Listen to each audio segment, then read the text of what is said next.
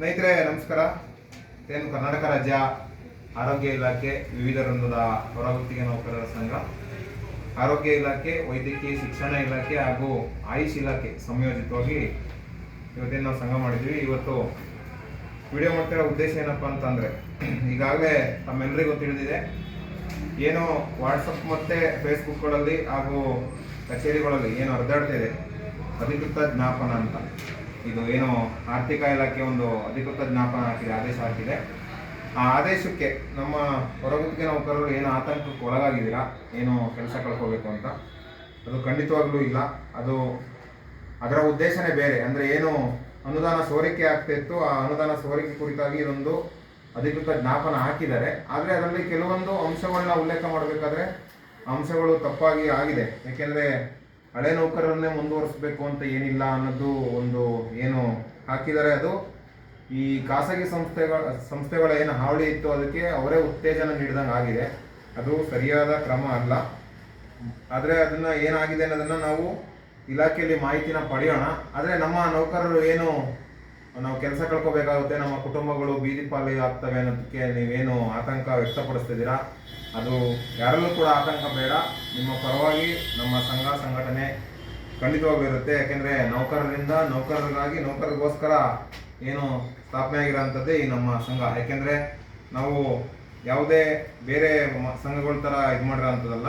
ಅಂದರೆ ನಾವು ಏನು ಕಾರ್ಮಿಕ ಸಂಘಟನೆ ಆಗಿರೋದು, ವೃತ್ತಿಪರ ಸಂಘಟನೆ, ಕಾರ್ಮಿಕ ಸಂಘಟನೆ ಆಗಿರೋದ್ರಿಂದ, ಮತ್ತು ಅದು ಅಲ್ಲದೆ ನಮ್ಮದು ಎಕ್ಸ್ಟೆನ್ಷನಲ್ ಸರ್ವಿಸು ಸೂಕ್ಷ್ಮವಾದ ಇಲಾಖೆಗಳಾಗಿರೋದ್ರಿಂದ, ಇದು ಸಾರ್ವಜನಿಕರಿಗೆ ಹೊಡೆತ ಬೀಳೋದ್ರಿಂದ ನಾವು ಏಕಾಏಕಿ ಕೆಲಸ ನಿಲ್ಲಿಸಕ್ಕೆ ಬರಲ್ಲ.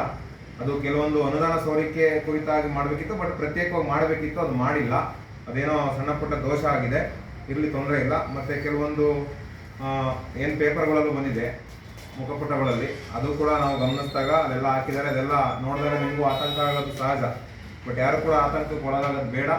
5ನೇ ತಾರೀಕು ನಮ್ಮ ಸಂಘದ ಏನು ಎಲ್ಲ ಜಿಲ್ಲಾಧ್ಯಕ್ಷರುಗಳು ಮತ್ತು ರಾಜ್ಯ ಪದಾಧಿಕಾರಿಗಳ ಒಂದು ಪೂರ್ವಭಾವಿ ಸಭೆನ ಕರೆದಿದ್ದೀವಿ. ಮತ್ತು 6ನೇ ತಾರೀಕು ಏನು ಕಾರ್ಮಿಕ ಇಲಾಖೆ ಈಗ ಒಂದು ಸುತ್ತಿನ ಮಾತುಕತೆನ ನಮ್ಮ ಸಂಘದೊಂದಿಗೆ ಕರೆದಿತ್ತು, ನಾವೇನು ಮುಷ್ಕರಕ್ಕೆ ಕರೆನ ನೀಡಿದ್ವಿ. ಅದರಿಂದಲೇ ಒಂದು ಸುತ್ತಿನ ಮಾತುಕತೆ ನಡೆದಿತ್ತು. ಈಗ 2ನೇ ಸುತ್ತಿನ ಮಾತುಕತೆಗೆ 6/4/2026 ಕರೆನ ಕೊಟ್ಟಿದ್ದಾರೆ. 6ನೇ ತಾರೀಕು ನಾವು ಕೂಡ ಭಾಗವಹಿಸ್ತಿದ್ದೀವಿ. ಹಾಗಾಗಿ ನಿಮ್ಮೆಲ್ಲರ ಒಂದು ಆಶೀರ್ವಾದದಿಂದ ಇವತ್ತೇನು ಕಾರ್ಮಿಕ ಇಲಾಖೆ ಮಧ್ಯಪ್ರವೇಶ ಮಾಡಿ ಇವತ್ತು ನಮ್ಮನ್ನು ಸಂಧಾನ ಸಭೆಗೆ ಆಹ್ವಾನ ಮಾಡಿದೆ. ಅಲ್ಲಿ ಕೂಡ ಇದನ್ನು ಪ್ರಸ್ತಾಪ ಮಾಡ್ತೀವಿ. ಯಾರು ಕೂಡ ಅಲ್ಲಿ ತನಕ ಆತಂಕಕ್ಕೆ ಒಳಗಾಗಬಾರ್ದು. ಮುಂದಿನ ದಿನಗಳಲ್ಲಿ ನಾವು ಎಲ್ಲ ಇಲಾಖೆಗಳಲ್ಲಿ, ನಮ್ಮ ಇಲಾಖೆ ಮಾತ್ರ ಅಂತಲ್ಲ, ನಮ್ಮ ಸಂಘದ ಇಲಾಖೆಯಲ್ಲಿ ಸಂಘದ ವ್ಯಾಪ್ತಿಯಲ್ಲಿ 3 ಇಲಾಖೆಗಳು ಬರ್ತವೆ. ಅದನ್ನು ಹೊರತುಪಡಿಸಿ ಉಳಿದ ಇಲಾಖೆಗಳಲ್ಲೂ ಏನು ಸಂಘಗಳು ಇದ್ರೆ ಅವ್ರನ್ನೂ ಕೂಡ ಒಂದು ಪ್ರಮುಖರನ್ನ ಕರೆದು ಒಂದು ಸರ್ವ ಸಂಘಗಳ ಸಭೆನ ಮಾಡಿ ಮುಂದಿನ ದಿನಗಳಲ್ಲಿ ಈ ಸರ್ಕಾರದ ನಡೆಗೆ ನಾವು ಯಾವ ರೀತಿ ಖಂಡಿಸಬೇಕು, ಯಾವ ರೀತಿ ಹೋರಾಟ ಮಾಡಬೇಕು ಬೃಹತ್ ಮಟ್ಟದಲ್ಲಿ ಅನ್ನೋದನ್ನ ಚರ್ಚೆ ಮಾಡಿ ತಮಗೆ ಅಧಿಕೃತವಾಗಿ ತಿಳಿಸ್ತೀವಿ.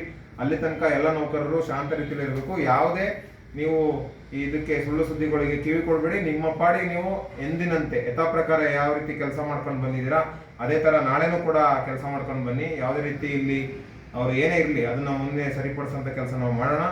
ಬಟ್ ಯಾಕೆಂದರೆ ಅವರೇನು ಹೊರಗುತ್ತಿಗೆ ನೀವು ಕಂಟಿನ್ಯೂ ಮಾಡಿದ ತಕ್ಷಣ ಏನು ಒಳಗುತ್ತಿಗೆ ಆಗಲ್ಲ, ಅಲ್ಲೂ ಕೂಡ ಹೊರಗುತ್ತಿಗೆ ಅಂತಲೇ ಆಗೋದು.